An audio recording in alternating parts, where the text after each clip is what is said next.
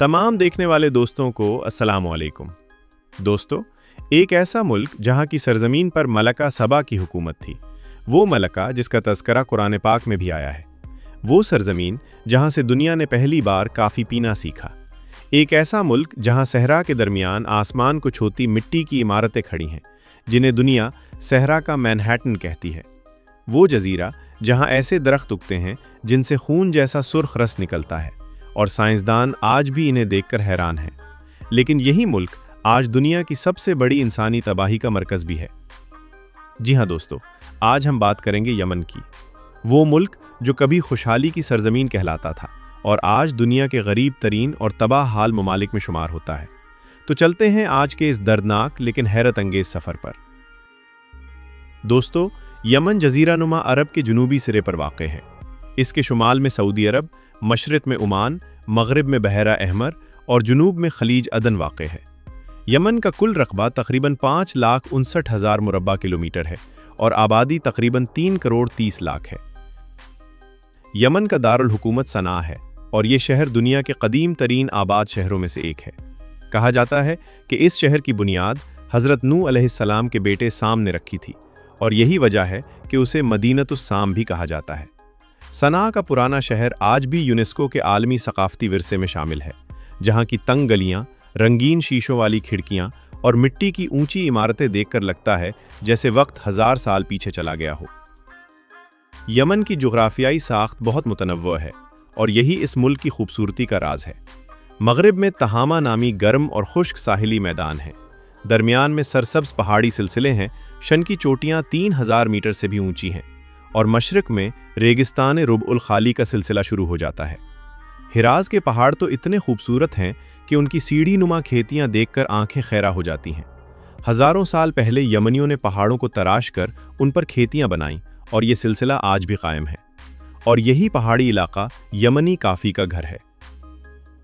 दोस्तों, क्या आप जानते हैं कि जो काफ़ी आप हर रोज़ पीते हैं उसका जन्म यमन में हुआ? यमन की बंदरगाह मूखा वो जगह है जहाँ से 500 साल पहले पूरी दुनिया में काफ़ी बरामद होती थी, और आज भी दुनिया में काफ़ी की एक मशहूर किस्म मूका कहलाती है, जो इसी बंदरगाह के नाम पर है। यमनी काफ़ी आज भी दुनिया की महंगी तरीन काफ़ियों में शुमार होती है, और काफ़ी के अलावा यमन का शहद भी दुनिया भर में मशहूर है, ख़ास तौर पर सिदर शहद, जो बेरी के दरख्तों से हासिल होता है और जिसकी कीमत दुनिया के महंगे तरीन शहद में शुमार होती है। 1 किलो यमनी शहद की कीमत बाज़ औक़ात $300 से $500 तक पहुंच जाती है। दोस्तों, कदीम ज़माने में यमन की दौलत का सबसे बड़ा ज़रिया लूबान और मुर था।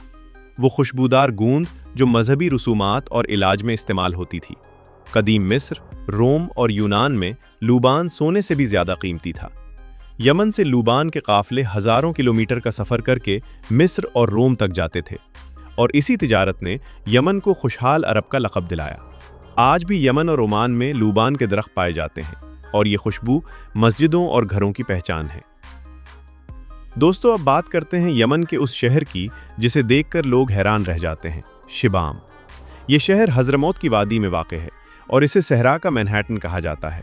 क्यों?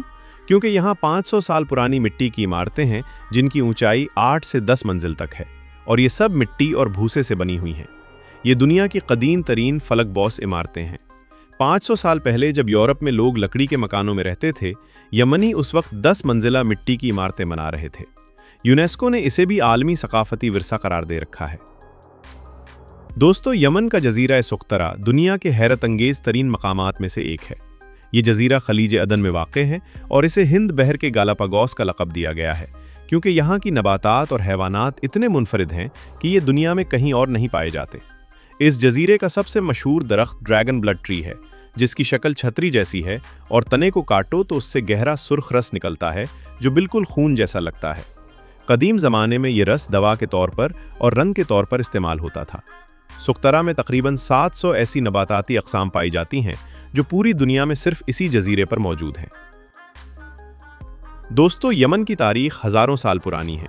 ये सरजमीन कभी अरब सईद यानी खुशहाल अरब कहलाती थी, क्योंकि यहाँ लूबान, मुर और बखूर की तिजारत से इतनी दौलत आती थी कि ये इलाका कदीम दुनिया के अमीर तरीन खित्तों में शुमार होता था। यहाँ की सबाई सल्तनत इतनी ताकतवर थी कि इसकी मलका, जिन्हें कुरान में मलका सबा और बाइबल में क्वीन ऑफ शीबा कहा गया है, हज़रत सुलेमान अलैहिस्सलाम के दरबार तक गईं। यहाँ का मशहूर मारब डैम उस दौर का इंजीनियरिंग का शाहकार था, जो 500 साल तक लाखों लोगों को पानी फराहम करता रहा और जिसके टूटने का तज़किरा कुरान पाक में सूरह सबा में मौजूद है। दोस्तों, यमन के मजहबी मामलात भी बहुत दिलचस्प हैं। यमन में ज़्यादातर मुसलमान हैं, लेकिन यहाँ दो बड़े फ़िरक़े हैं, शुमाल में ज़ैदी शिया और जुनूब में सुन्नी मुसलमान। और एक हैरान कुन बात, यमन में एक कदीम यहूदी आबादी भी सदियों से मौजूद थी। यमनी यहूदियों की अपनी अलग ज़बान, रस्म व रिवाज और रिवायात थीं जो बाकी दुनिया के यहूदियों से बिल्कुल मुख्तलिफ थीं।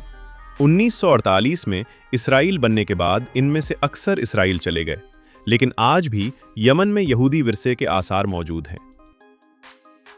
यमन के जुनूब मगरिब में बाबुल मंदब नामी आबनाएं हैं, यानी वो तंग समंदरी रास्ता जो बहरा अहमर को खलीज अदन से मिलाता है।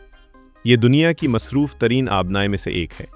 हर साल यहाँ से हज़ारों बहरी जहाज़ गुजरते हैं जो यूरोप और एशिया के दरमियान तिजारत करते हैं। दुनिया की तेल की तिजारत का बड़ा हिस्सा इसी रास्ते से गुजरता है। दोस्तों, अब बात करते हैं यमन के उस अलमिये की जिसने इस जन्नत को जहन्नुम बना दिया।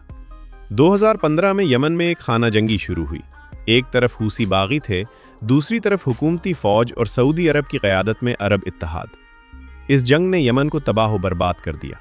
अक़वाम मुत्तहिदा के मुताबिक ये दुनिया की सबसे बड़ी इंसानी तबाही है। लाखों लोग बेघर हुए, हज़ारों अस्पताल और स्कूल तबाह हुए और करोड़ों लोग भूख और बीमारी का शिकार हुए।